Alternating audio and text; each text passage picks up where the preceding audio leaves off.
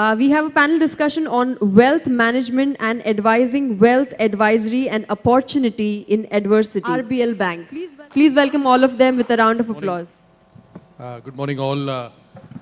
Wealth advisory and opportunity in adversity. A very interesting topic. The wealth has seen a tremendous growth in the recent past and leads to a huge amount of opportunity in days to come. At the same time, there have been increased regulatory environment, the entire compensation structure, the entire compliance, the entire investment behavior and the client behavior has also changed. Hence, it makes it a very interesting topic in the current environment. The way we will try and follow this is we have a set of questions. We will go around asking the panelists. And I'm sure the audience out here may have a few questions. We'll try and take that towards the end. So Feroz, starting with you, what is the future business model? Is it a cohesive model between banks, MNCs, AMCs, broking firms, and online tech platforms? How do you see that evolving and the future of these entities? I think from a business model standpoint, Manish, I think that every different entity, like a bank, will have a different model. But as we progress, in my opinion, whatever it's worth, I think that there will be consolidation of different segments into different kind of services you can provide. Probably 10 years back, people wanted a one-stop shop from banking to wealth management. But I think that's now the need of the hour for a millennial. But the guys who have progressed in life and have reached those 50, 60 years of age, I think the business model would be bifurcating banking and money management. And some banks have done a phenomenal job in trying to demark banking and wealth management in their own setup. I think that should be the business model from a bank standpoint. Of course, digital will have a large role to play. But in my opinion, any digital platform which is going to be only digital and not the human interface is ignoring or having an hypothesis saying that wealth management will not need hand-holding for the client. So I think a man-powered or a lady-powered with the digital advice creation rather than advice delivery should be the business model. Just to substantiate that point, I think we're using technology, we should not be using only technology to deliver advice, but to create advice. I think as we progress artificial intelligence, creating advice and delivered with a human and a technological backup should be the business model. So you're actually talking about the entire phygital model, and that's how it will evolve, wherein both the human intelligence and the artificial intelligence will coexist. Yes, I think that's the only way, because in my experience of managing clients, you see when there are adversities, a digital platform is not able to handhold the client to stay the course. We all as advisors say long-term investing is good, but you have to pass through the short term to arrive at the long term. And I don't think a digital platform has the capability to handhold a person to move from the short term to the long term. Interesting, thanks. Raghuveer, what's your view? How do you see these business models evolve? Well, I think he made a very valid point in terms of wealth advisory creation rather than just delivery. And one of the aspects on business models as such, we have seen challenging times in terms of, revenue generation, the cost of servicing going up. From a business model perspective, he's right. Our whole fulcrum will be based on knowledge and experience base, right? And the way it is communicated, whether it is digital, whether it is physical, whether it is fast, whether it's quick on execution, whether it is consistently available, that will create the right platform. How I'd like to explain this a little better is the needs of clients are fairly constant. We assume that they're regularly changing, etc. It's actually their behavior or mindset that is changing. The needs remain the same. Our product suite also broadly catered to creating the risk return divide, I would say, between what is the ounce of risk a client can take to the return that he expects, right? So if needs are the same, if our products are broadly the same, the way we deliver will also make a big difference. And I agree with him when it says that advisory creation is important. So I think what you meant is the delivery mode should be creating an advisory model straight through, rather than saying that I have something, let me communicate it in the right way. Nimesh, your views on this? See, I think to give it a slightly different spin, ultimately all of us, here on the platform and there otherwise, we are dealing with a client. The requirements of the clients, whether he's a ultra high net worth individual or even a small investor, I think remains largely the same, given the product suite being largely the same, except for some historic, some different products which are there. So having said that, the capability of the advisor to kind of reinvent himself or herself with changing times, using digital platform, that's going to be the key. Because talking just about asset allocation every time, it's like been there, heard that, and everyone says the same thing. But jamming versus plain music is where the evolution will come. So creating music on the go, right? Creating solutions on the go, giving tactical advice, right? To what the earlier panel also mentioned in terms of understanding how the market sentiments and the reality meets, and how to take advantage of that is where I think digital, like to the point which Firoz made. Yes, to a certain extent it will help, but that's where the human intervention, the connect with the client, that's how I think the model will go ahead going forward. I agree with you. And, India is a pretty vast country, as some of the earlier panelists have also spoken about. And there is room for, I think, all kind of business models to coexist, whether it's banks, whether it's broking, whether it's the fintech arms. There will be a client segment which will have a particular need, and I think everyone will find its own feet to cater to these needs. We've been all talking about, and the biggest buzzword in the recent past has been the Generation Z, and before that, the Millennials. And the Millennials, as we all see and hear, whether at our homes, our own children, some of our own children are getting into that space, or a lot of people in our office behave in a very, very different way. So how do you think, Raghuveer, are the Millennials actually investing? Do you think a different business strategy is required to cater to the needs of these millennials? Definitely. So the millennials, as you said, is the buzzword, and frankly, understanding the millennials is going to take a millennium also. So frankly, the way we are looking at it, and at our bank, we definitely deal with a lot of millennials, especially the ones who have just come into the salary bracket. They've just started their careers.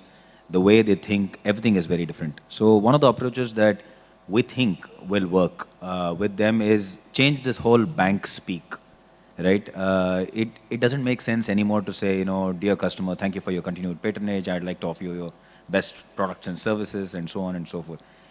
It has to be as simple and, sorry to use the word, but cool, in terms of, an FAQ should read ideally as, and to give you a direct example, we have this on our website, which says, everyone's talking about mutual funds, what really are they?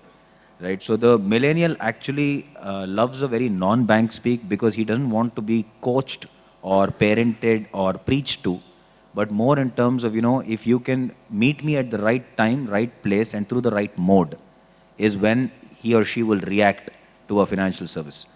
So a lot of people do assume that, one must plan their future, or must, try and tell them how to save or regularly invest. I don't think that works. I think the need identification should be stronger.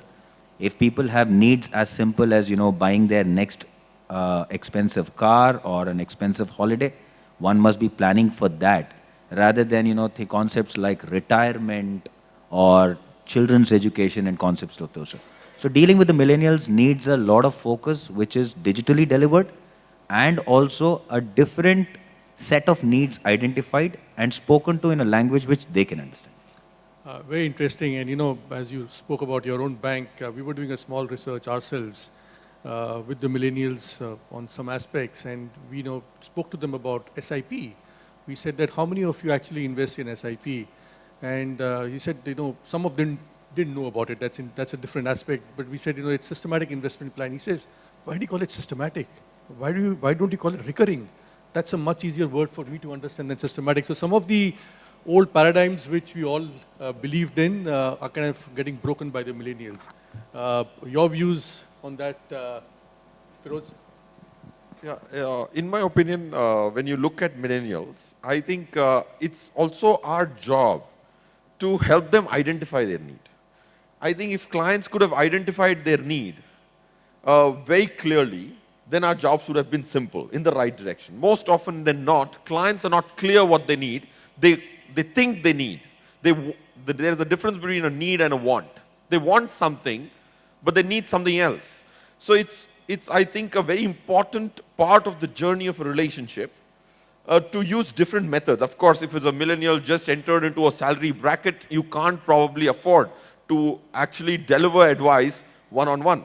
But influencing and making them realize what they need is very critical. Because if you move away from millennials for a moment, I've had clients come to me and say, I want low risk. Right? Of course, I'm sure most of us would have heard that. Then I asked, what are the 5 types of risk you want them low?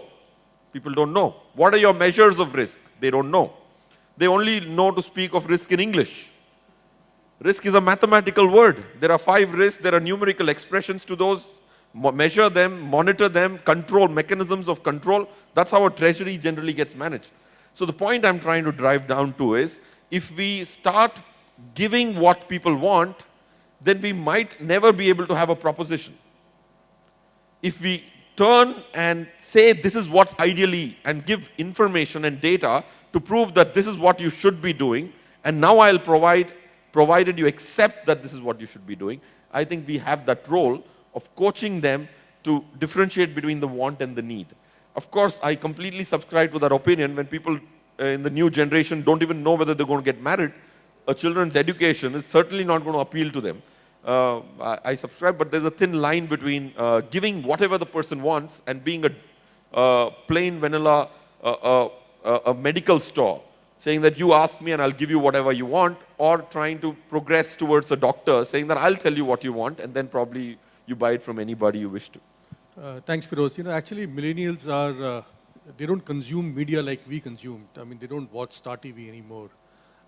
They don't, they're all on Netflix or Amazons of the world. And similarly, they don't want to invest the way we all invested in the past, at least. They're all moving to digital mediums. They do not want a human interface at points of time. They like to do everything digitally at odd hours at 2 o'clock in the morning. We've actually seen a lot of investments from millennials. We were doing some dipstick, a lot of investment from millennials coming at odd hours, which would have never thought, you know, at 12 at night or 2 in the morning, people trying to invest in mutual funds. That's the best time to actually have a drink or sleep. But that's how they're behaving very differently. Your views, Nimish, on how do you see this panning out? Sure. So, you know, I think all of us need to kind of get one thing understood very clearly, is that most of the investment advisors, right, are probably 35, 40 plus. And when we're talking about millennials, it's like, you know, in a family, you know, having a father or a grandfather and a son. The difference in the understanding and the requirements which are there between the 3 generations is very important for us as advisors to understand. The investment psychology behind a millennial is quite different. And like what all the other panelists have mentioned, you know, their way of thinking, their way of transacting is quite different. So I think, you know, if we are able to segregate the execution and advisory into 2 different distinct availability, our experience, or my personal experience, has been that millennials still require advice, but their way of execution is different. Right? So they are no longer stuck to the fact that, okay, my father dealt with a particular advisor or a particular bank, that means I need to deal with them. No, that's out. But as long as you are giving them quality advice and giving them the ease to execute, right? That's where on a platform, if you're able to offer both and understand the needs, and, you know, give them a platform where at 2 o'clock in the night, they're able to transact. While if they just want to understand, you know, where to invest, even at 2 o'clock in the night, if you have a platform where they can say that, fine, X mutual fund versus Y mutual fund, what are the attributes? You know, I think that's where the world will tend to. Thank you. Kind of moving on in interest of time to the next question. You know, we are living in an age of digital. You know, we're living in an age when we don't go to a mall anymore. We buy, shop everything on Amazon, Flipkarts of the world. Clients are experiencing online mediums in all walks of life. Uh, a lot about technology has been spoken in the wealth management space as well. How do you see that, Firoz? And what are your views about technology being used both from a client-facing perspective and more also from an operation perspective? I think the role of technology can not be emphasized enough. I think using technology to deliver advice, create advice is there, but reporting. See, I think management has 4 steps, in my opinion. Having an objective, having a strategy, implementing the strategy, and the last step, which is monitoring. Like when you run your own businesses, there are MIS systems available for you to highlight the right data to take right decisions. So I think technology in reporting, reporting the right variables, which emanate decisions, is something which has not been put to best use so far. I think that's one missing gap. We're delivering advice technologically. Now there's a certain degree of advice creation using technology. Like at Anand Rathi, we probably draw up a 10,000 portfolio universe and pick one. That's not possible humanly, right? Then you can use a couple of models to pick the most efficient one, which on the base of risk gives you the most highest step in risk return. But monitoring, having the right variables which can help you decide, I think that's one scope of area where digital will play a large role if we all embrace it in that fashion. Tanvir, your views and thoughts on the digital I'll piece? probably step back to one of the speakers earlier, Ujjwal, I think, who said that everyone talks about digital. What really is the big deal about it? I think the big deal is about the fact that one should digitize rather than just digital, because I think digital is a fair movement of analog processes turned to a faster, more convenient mechanism. To explain this a little better, whether whenever we sell to a client and however we want to deliver all our information and everything digitally or digitize it. So let's start with, say, research insights. You'd like to impress the client with what is the research capability you possess. Now, delivering that should be more in terms of bite-sized information or possibly quick 30-second videos or graphical venture outs into a digital mode, rather than reams of paper that we used to have, right? Trackers, which he spoke about. I don't think people are really worried about, XIRR or betas or alphas and Sharpe ratios and whatnot. It should be fairly simple. You invested, what did you get? What is the benchmark? What is the differential? At best, simple information delivered in a very simple manner. The choice that we offer also, I think that's a wonderful example where he said, 10,000 portfolios and we pick one. We should be very discerning about our own recommendation stroke choice that we offer to clients as well. It cannot be a laundry list saying that in the short-term liquid space or liquid plus space, I have like 10 funds. It should be fairly non-laundry list items and very, very clear. And last but not least, I think digital generally in our minds means that the engagement stops and becomes only E, on mail or on app or on website. The answer is no. The answer is that, you should digitize engagement as well. If this generation is used to a lot of WhatsApp, a lot of FaceTime, a lot of Skype, video calling, and everything else, I think our delivery also should be more in terms of, can I do a quick 30-second audio on data call with you, or can I send you documents on the go, which can be annotated and, reverted back, or can you place a digital signature and authorize it for me, or OTP based, or can I just do a video call with you on your phone? So the device is not so much, mobility is not about the device, but more about the user, right? So it's important that, we package our digital aspects across research, tracking, choice of funds, and engagement in the right digitized manner rather than a digital manner. I think that's an interesting thought, that it's the end-to-end solution and just not for an execution perspective. Nimish, your thoughts on that, please? So I think speaking last is kind of very difficult. I think both of the speakers have mentioned quite a lot about what digitization will mean. Digitization can also be used in terms of roping in artificial intelligence about the client behavior, right? So understanding the client behavior and while the technology platform will give you good access to knowledge, right? But beyond that, understanding how the knowledge is accessed by your clients, analyzing that, and then using that feedback to be in touch with your client. I think that will be where the use of digital platform will really come in. Because otherwise, just having a platform is not going to make sense, right? There'll be many more platforms available. But how you make use of that platform, how you analyze data. So, for example, there are clients who are kind of doing their trades in a particular period of month, or there are clients who are doing a trade in a particular a week, right? So how frequently they are trading, who are the decision makers in the family that you have, right? That kind of information which otherwise you had to keep in your mind, and as you expand, should be available digitally, and how to take advantage of that information which comes to you and therefore convert it into a sale. That's where I think digital will also play a very important role in terms of giving you the MIS behind the platform that you own.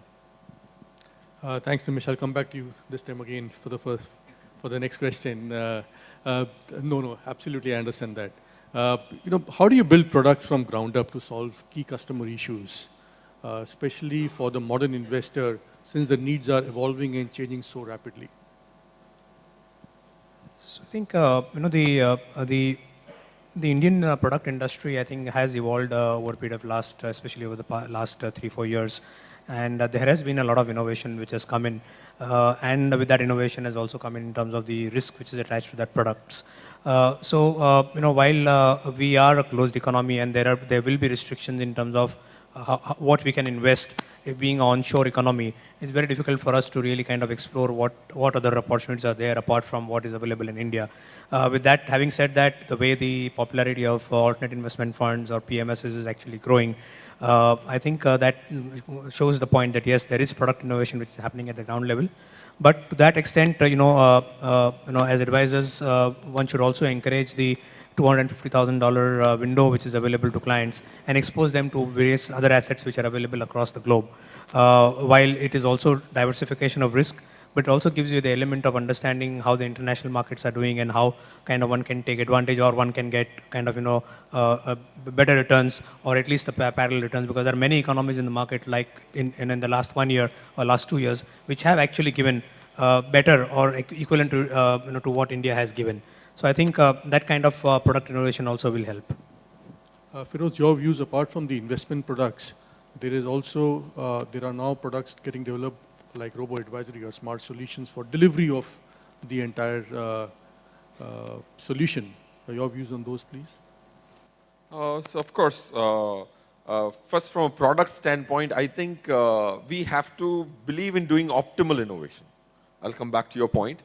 Sometimes you're innovating to engage with a client better. There are so many things which we did innovatively as an industry, and quite a few of them have failed as well, okay, on a risk-return, post-tax, post-expense basis. So revisiting and understanding the need of innovation and innovating it. For example, today the need of the hour is to manage risk, for example. Then I would probably try and see how I apply derivatives to manage risk. Okay, so optimal innovation is the way to go.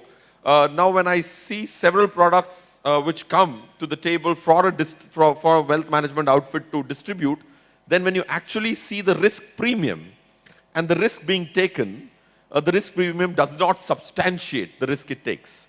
So optimal innovation is key, because as an advisor, my key job is to retain those 50, 60, 70 relationships which I built and pass it on to my next generation. So every product failure creates a hole in my bucket and leaks them. So the fact that after 20 years, I was interviewing somebody, he says, I've been in the industry for 18 years, and I can do good acquisition, and that's the need of the hour. That itself implies that if it took you 18 years to not have those 70 relationships, 60 relationships, which you can cherish for life, the largest cause of client attrition is product innovation. So we have to be a little cautious. It doesn't mean that you should not be innovative, but you should be rightly innovative. That's my point on the product side. And I think usage of instruments which can help manage, measure risk is something which will set people apart. Going back to one small point on the adversity bit, Generally, when we meet clients during bad times, we are on the back foot. We are on the defense.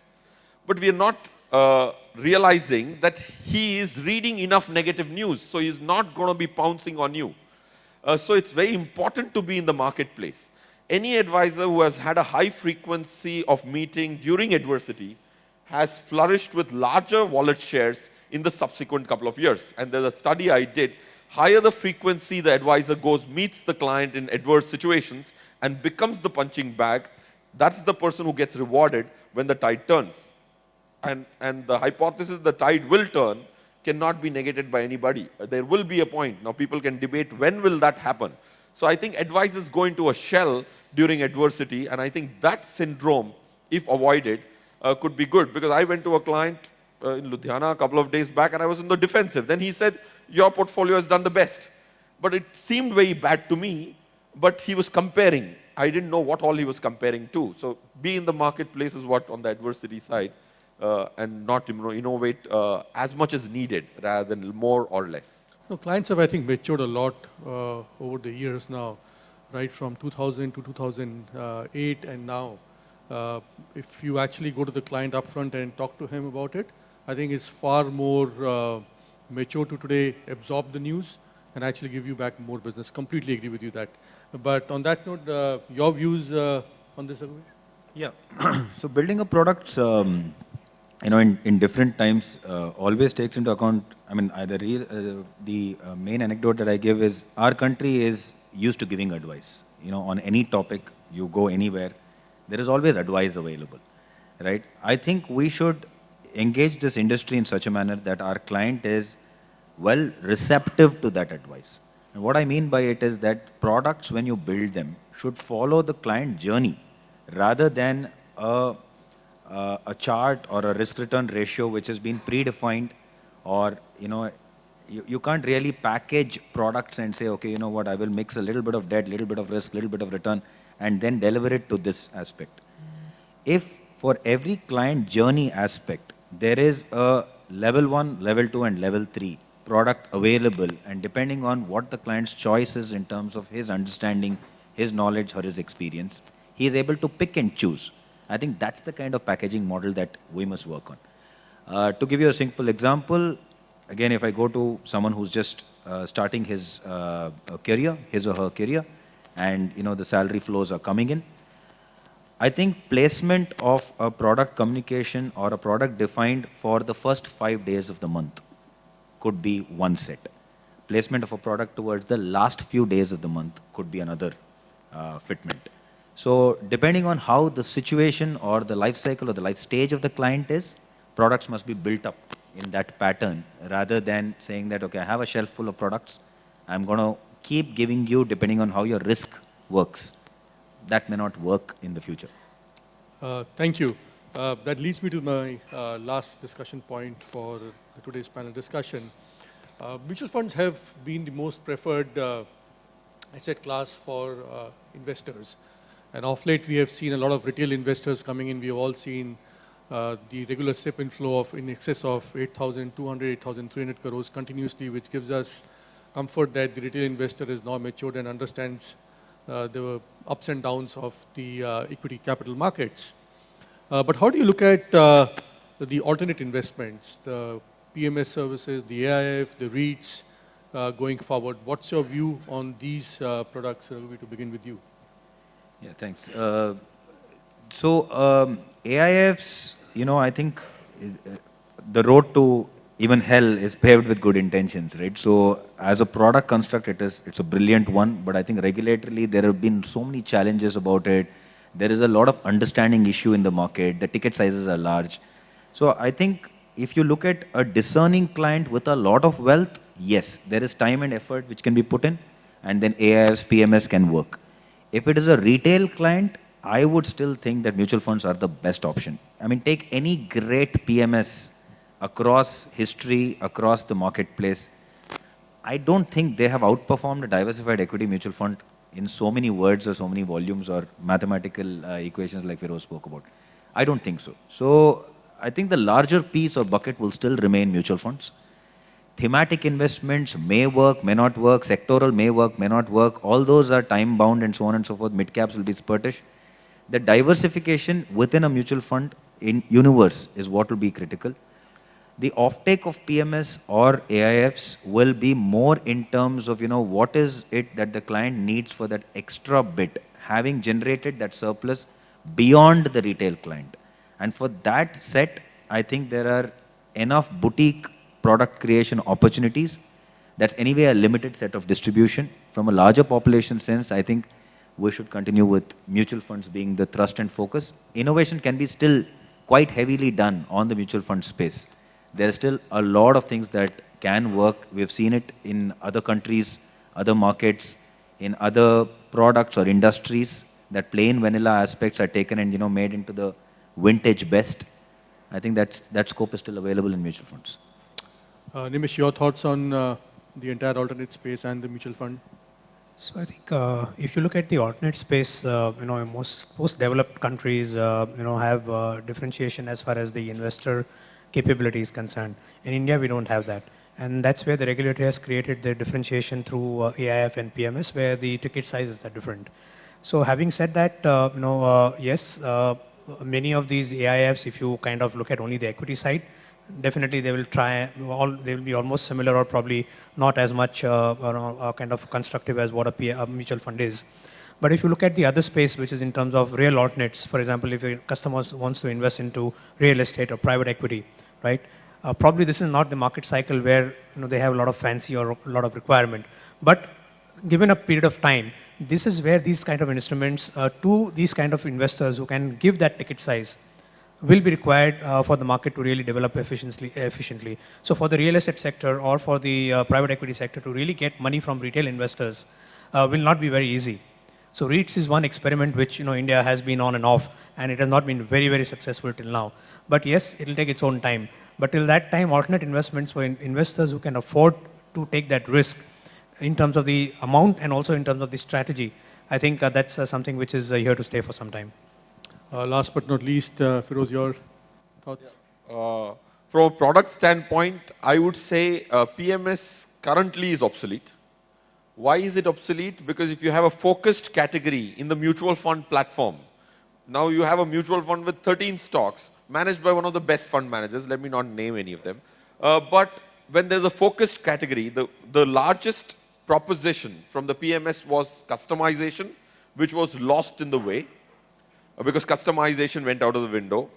Second big merit or a differentiation was concentration.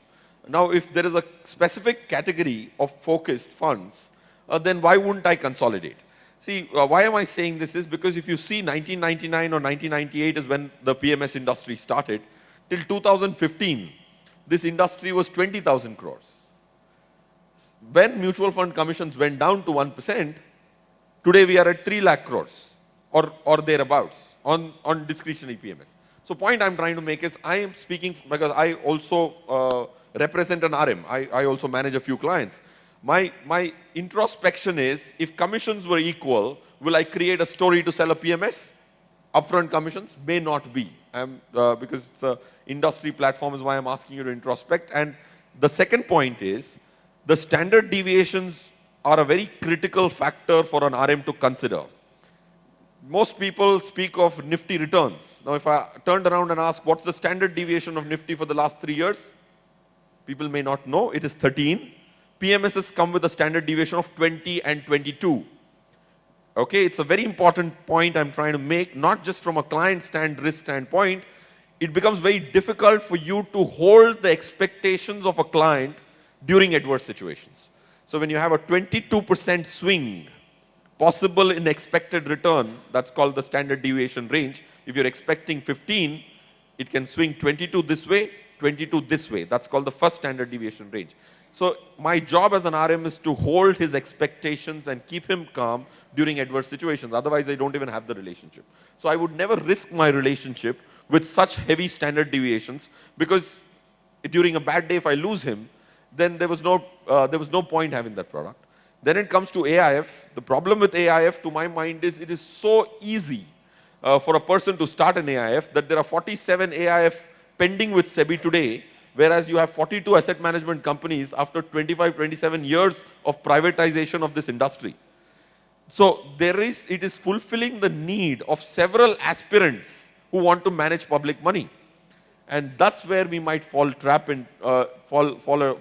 into some traps. I'm not coloring all of them in the same brush, but I'm saying that we as advisors have a responsibility of maintaining our relationships with our clients for long periods. So products have to be seen with that kind of skepticism in certain cases. But there are big brands, big research outfits have launched these two platforms. We have to choose very wisely and not just get carried away with concept, but delivery is also critical. Thanks, Feroz, for that counter view. And I think I agree to that piece. I think it's more about asset allocation. It's more about the risk reward that one client sees. And I think you touched upon the regulatory environment. I think that's changing, and the way we keep hearing that it might change on the alternate space as well. Well, on that note, we'll kind of end the discussion. At least it's been a very engaging one with people giving their views and some contra views. I think that's the whole interesting part of a panel discussion always. We'll throw this open to the floor now if there are any questions that you may want to ask to any of the panelists or in general that you may want to ask for. So if you may have some mics in the audience, and if anybody wants to ask a question, may please raise his hand or her.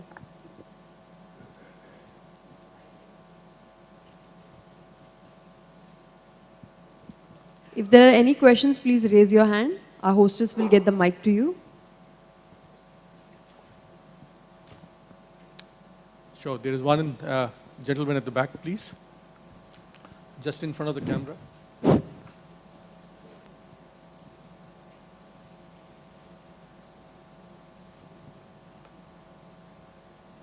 Good morning, sir. I'm Venugopal from Hyderabad.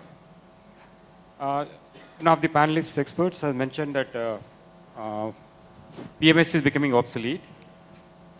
With the emergence of smart beta and quantum funds, are they one of the reasons why PMS is becoming obsolete?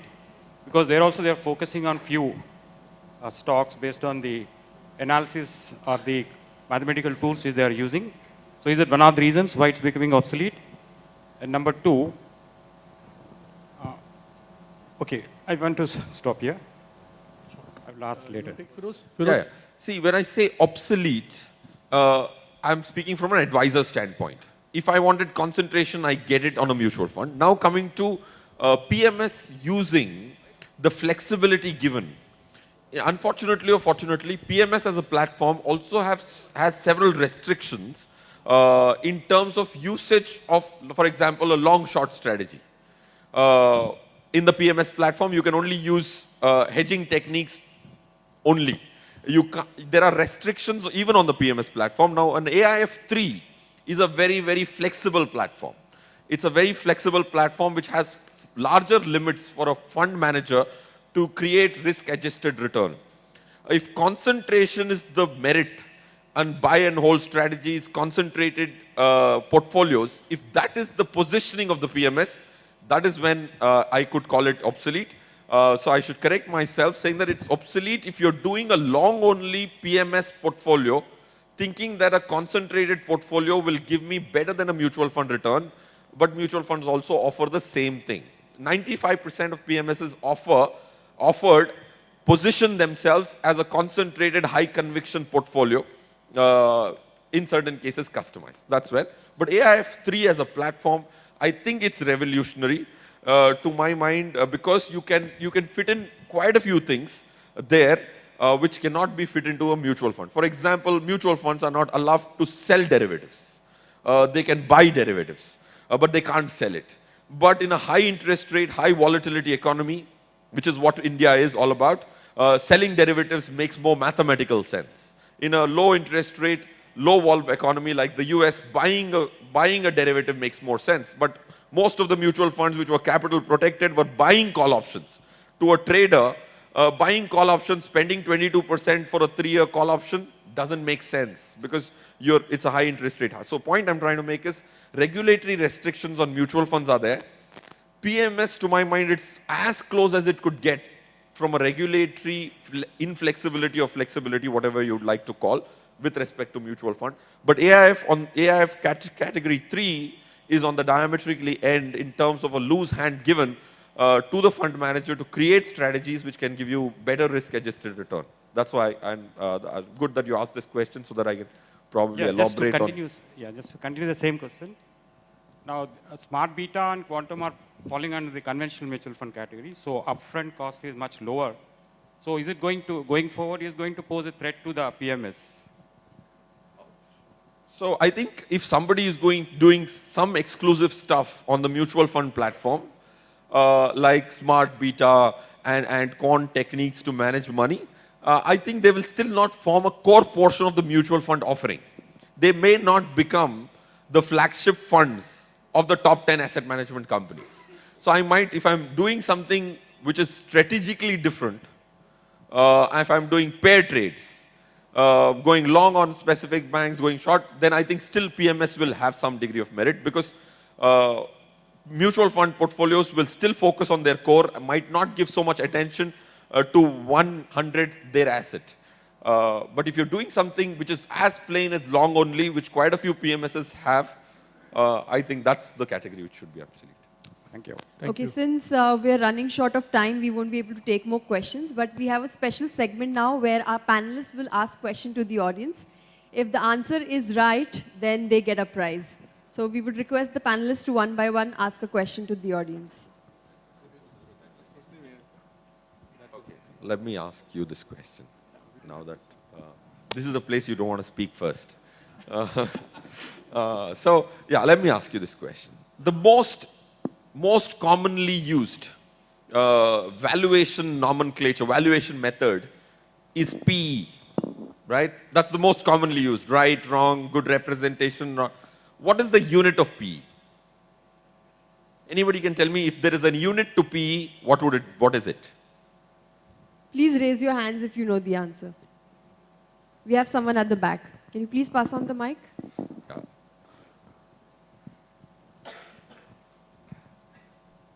Quite a few people say it's a ratio. It doesn't have a unit. Hello. That's fine. Hello. Hello. Yeah. In my idea, it should be earnings. Earnings, no. Sir, it would be Multiples is not a unit. it Anybody would else be wants to? the years to get back the earning. Correct. It's years. The unit of PE is years.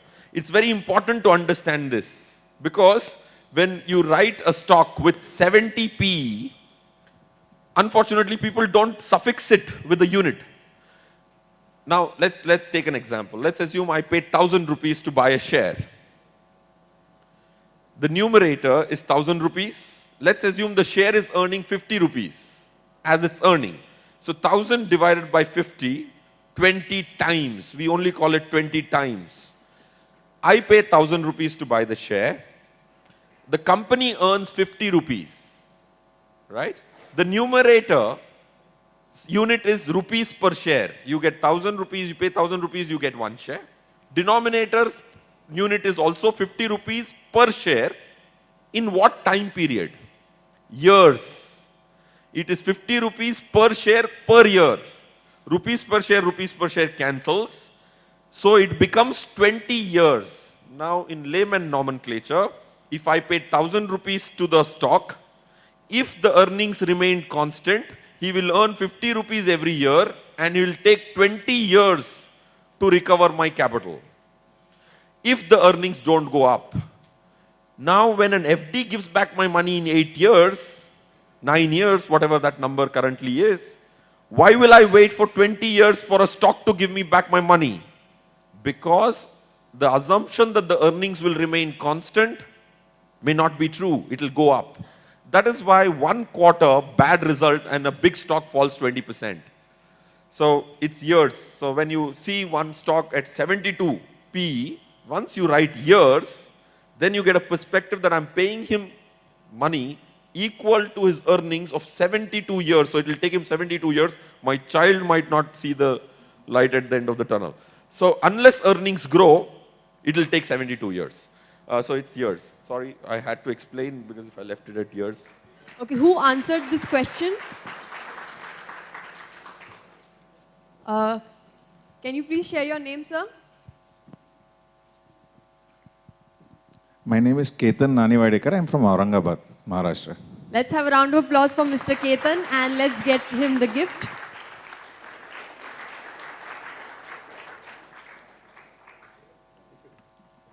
Thank you all for that great session.